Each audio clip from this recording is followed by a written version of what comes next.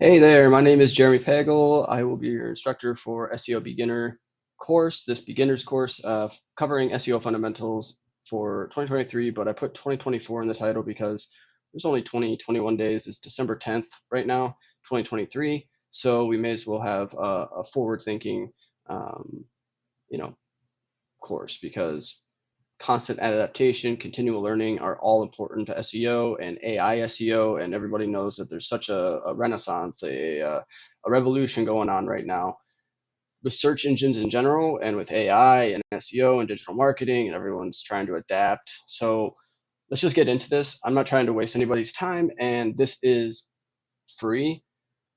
I put this together.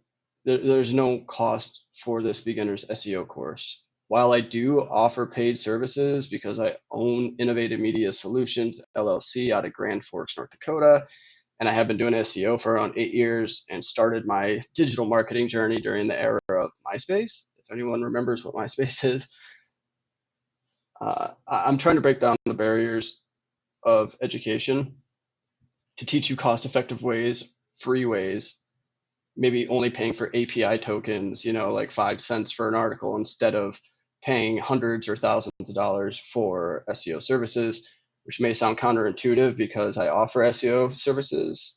But, a good way to put it is, not all business owners have the time to learn a whole new industry. They need to be experts in what they do. They need to take care of their customers, clients, patients, what have you.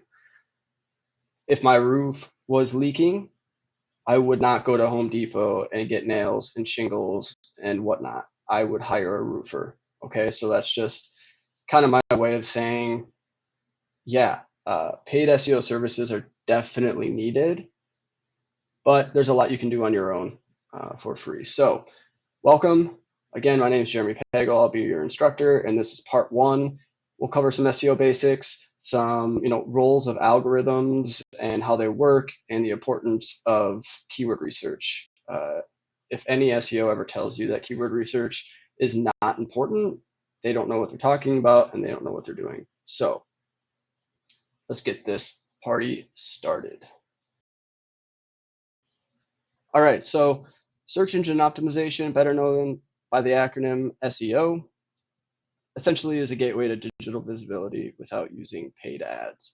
While there is search engine marketing and there is PPC, pay per click, again better known as like Google Ads or Nextdoor or whatever, you're paying for clicks. SEO is organic search, so you're optimizing for certain keywords and phrases.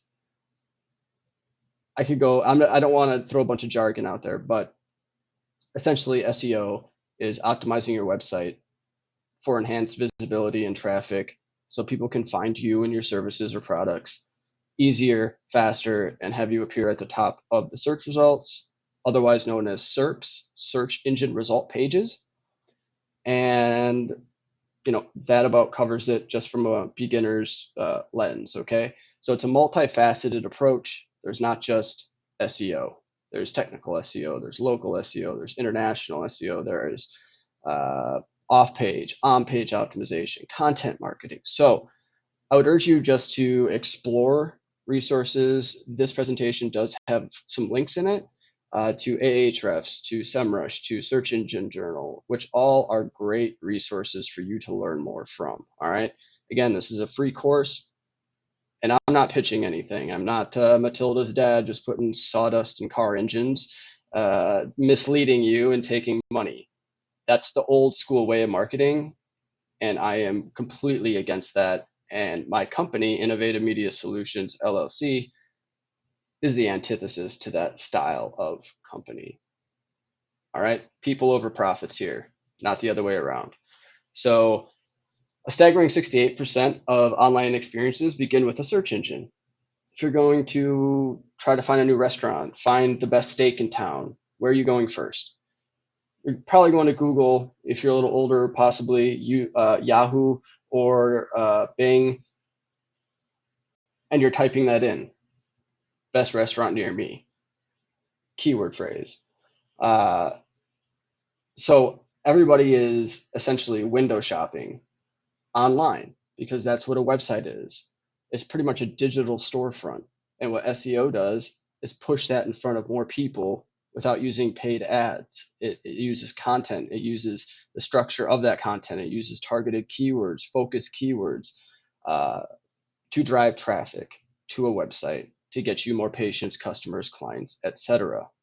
Uh, SEO is, it drives 1,000 or probably over 1,000% more traffic than organic social media. So it is unparalleled in its amazingness when done right. All right. So, moreover, SEO is a potent tool for lead generation, with 60% of marketers affirming that inbound strategies like SEO and blog content are the highest quality source of leads, are their highest quality source of leads. So, this all works in tandem all together. There's multiple channels, omni-channel digital marketing, but I digress. Let's move on to the next one because this is supposed to be a more of a quick synopsis, fundamental building blocks of what SEO is, how it operates, how search engines operate. So you have that understanding, and then this is only part one. We'll go into further detail in other courses. All right. All right. SEO basics. Definition of SEO and its key objectives. Search engine optimization. That's what it stands for. Okay. It's the practice of increasing the quantity and the quality of traffic to your website. I would urge you going forward into 2024, quality over quantity, whether that is how many blogs you're putting up or the amount of social media posts or whatever. Quality over quantity. People will appreciate that more. You'll seem less spammy and you'll be able to satisfy user intent, which is another key term that we'll need to go over. But pretty much there's different search intents behind what people type in to Google. If someone's searching for concrete installation prices near me, they're probably looking to get concrete installed at their place, which is transactional intent. They want to purchase. So that's how SEO can drive actual revenue to someone's business.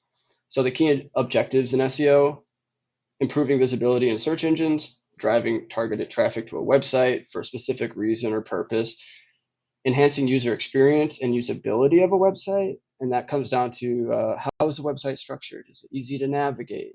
Is it satisfying what that person is doing on the website or what they want in the first place? Do you have informational content? How to? Why does? Those types of terms. And then there's also for increasing brand awareness and credibility, which is another reason I urge you to do quality over quantity going forward.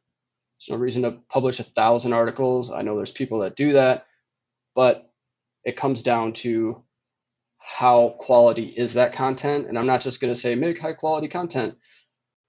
High quality content showcases your own experience, your expertise, your authoritativeness, and your trustworthiness, otherwise known as EEAT, which is what Google has said is important for ranking on the search engine result pages, better known as SERPs. Okay.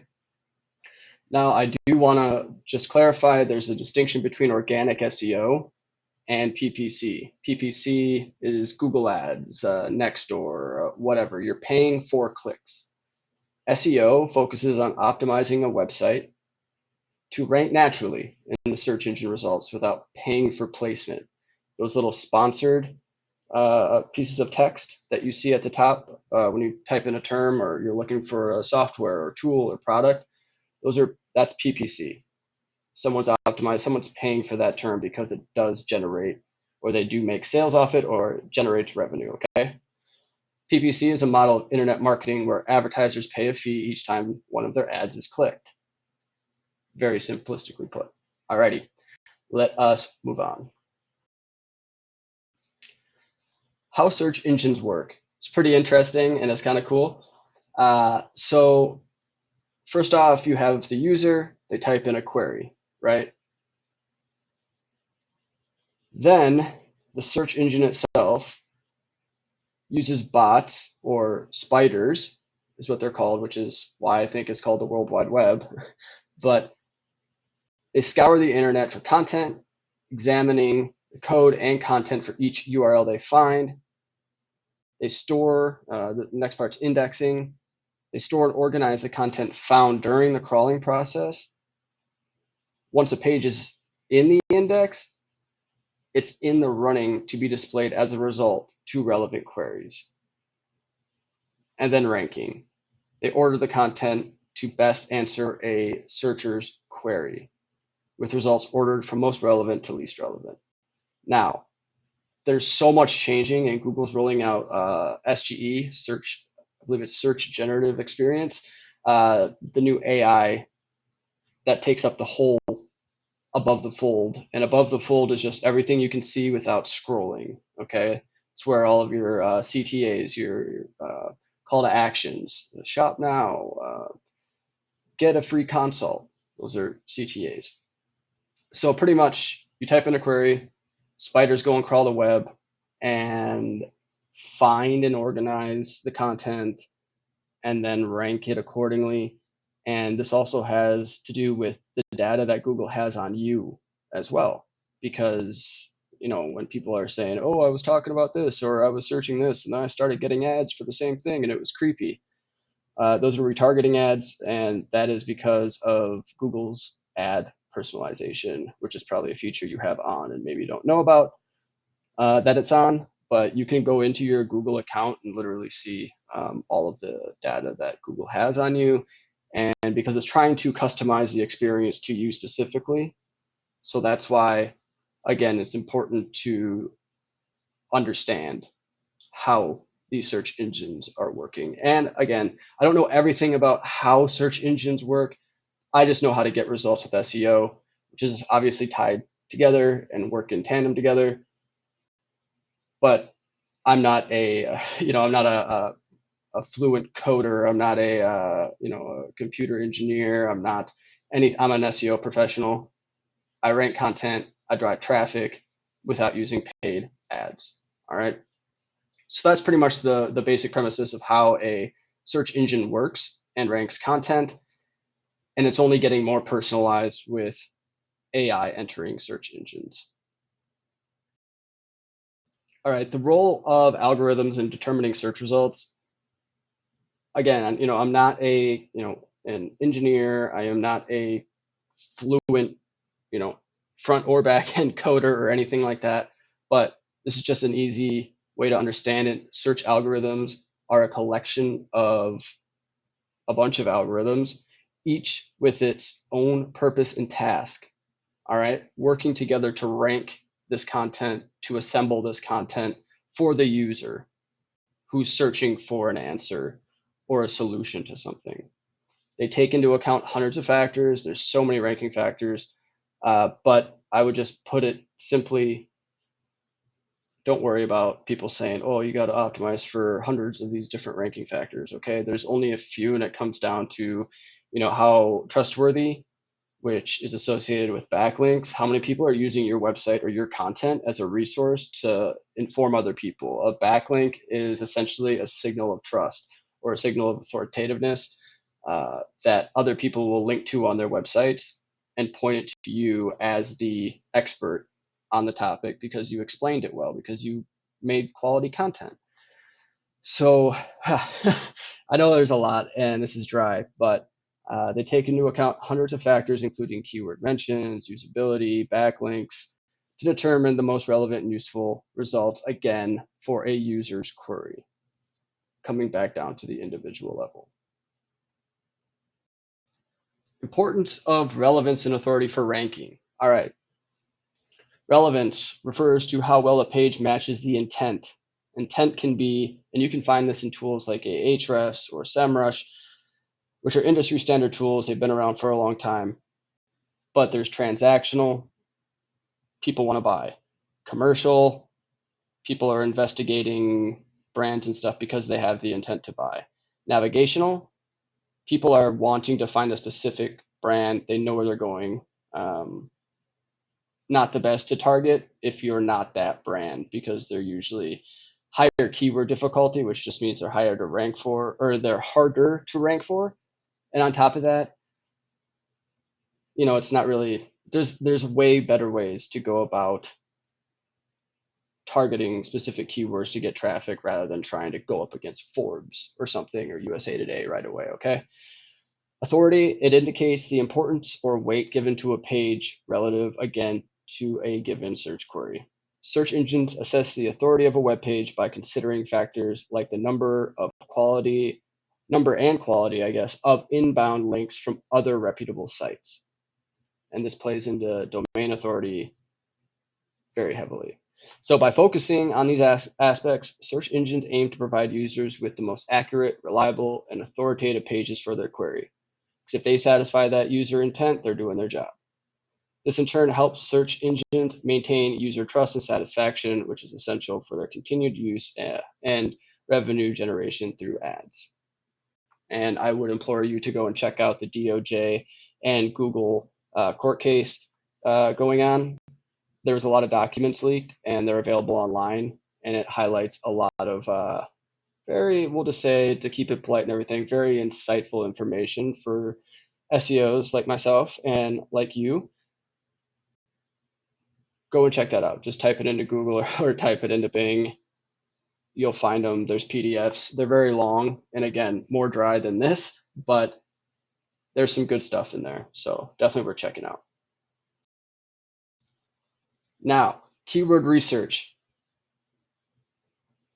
Right up there with competitor analysis, but you need to start with keyword research, okay? Anyone who's telling you that keyword research is not important does not know SEO, does not know what they're doing. So let's just break it down really quick, all right? Importance of keyword research in the overall SEO strategy. It's fundamental because it informs the content that you're going to create around a topic to drive that traffic in the first place, okay? And how you're going to optimize it. What are your headings going to be? That's how you break up content, which is how the spiders that crawl content and web pages to bring it back to the user when they search on Google. That's how they know more about your content, is how it's structured. And you structure your content in SEO with headings, H1s, H2s, H3s, etc., etc. So by identifying the terms users enter into search engines, businesses can tailor their content to meet the needs of their audience, thereby improving the visibility and ranking of their website. Okay? Which is another reason you don't want to just like take all the spaghetti in the pot and throw it at a wall. You want to have a tailored keyword, strategy. And that's why, I'll spend hours doing keyword research. Sometimes it's really easy. Sometimes it's combing through a lot of data. It's whatever. I like it. I'm a nerd for SEO though. It's not for everybody, but I find it very intriguing and I love it. Anyway, tools and techniques for effective keyword research. There are a variety of tools. A lot of them cost a lot of money, but there are free keyword research tools. I would tell you to go, if you have GPT Plus. I don't know if they've rolled it out, the GPT agents. Maybe they have for all users, but check out Julian Goldie's it's like a keyword research tool to find low difficulty keywords. It's very useful and it's free. I would also say if you have just sign up for a Google Ads account and you can use Google's keyword planner. I have a video about that that I'll be releasing, and it's a way to get thousands of keywords, literally probably every single keyword you'll ever need.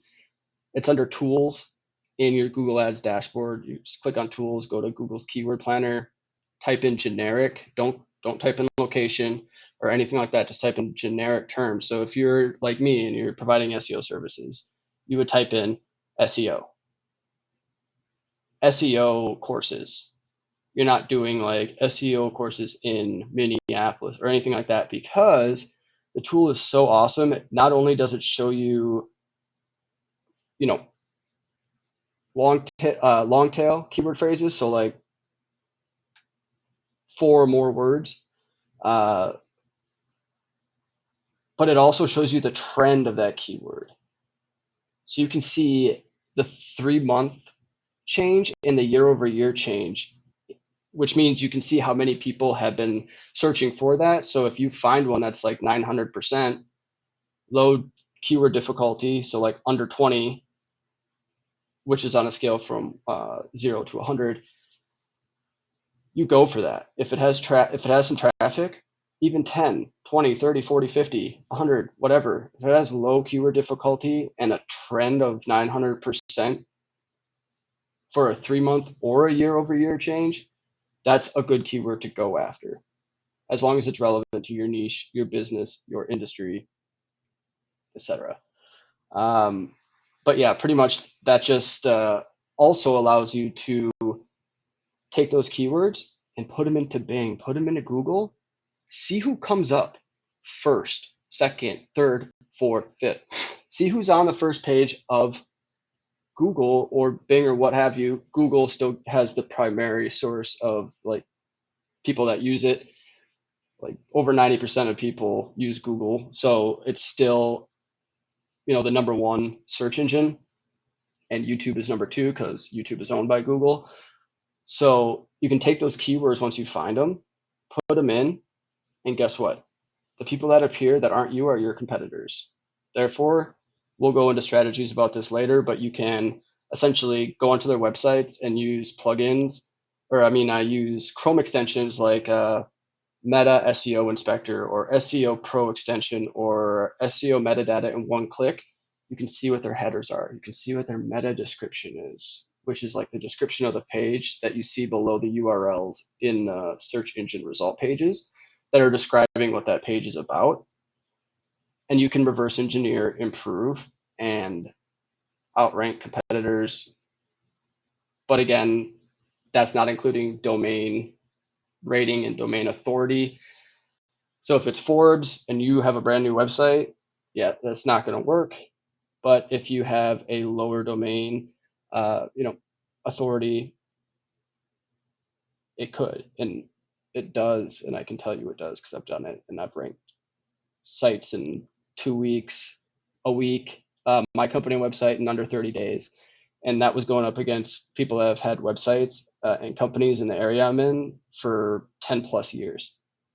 And I only have 6 5-star Google reviews for this agency. I've had a couple, but for this one specifically, and I'm outranking 35-star review, 10 years in business and having a website with the same domain. So you got domain age on your side too, a lot more backlinks, all of that. So it just goes to show you what good on-page and good keyword research can do if you use it correctly and you know what you're doing. So how to identify and target the right keywords for your niche. To identify the right keywords for your niche, start by understanding your audience and the language they use. That's why it's important to not just start a bunch of different websites, but start websites or one for your business or the business you're starting. Have some sort of passion or love for it, because it's a long haul. It's not just I'm going to post a blog, I'm going to get a domain, I'm going to just do that, and then I'm going to make a bunch of money. I've been doing this for 8 years. It is a long haul. It doesn't happen overnight. Sometimes you can get those quick wins like that, and there's a lot of that happening because of how fast you can mass produce content and use parasitic SEO and other types of SEO to rank content fast and to get on, number 1, 2, or 3, whatever, on the first page of Google, overnight, essentially. I've seen it, and there's people like Jesse Cunningham, Julian Goldie, Income Stream Surfers,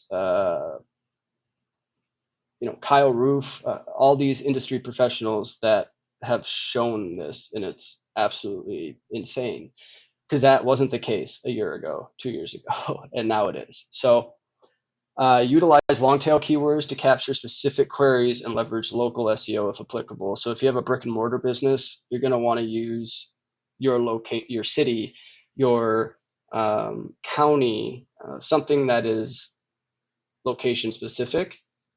So when someone's typing in tire repair Grand Forks, that's where I'm at, you're going to appear for that because you should have, a page that says in the H1, the first title for that page, tire repair Grand Forks, and have content that surrounds that. So again, I don't mean to get too deep or anything. It just gets it can get pretty technical pretty fast, but I'm trying to do just a beginner overview. Anyway,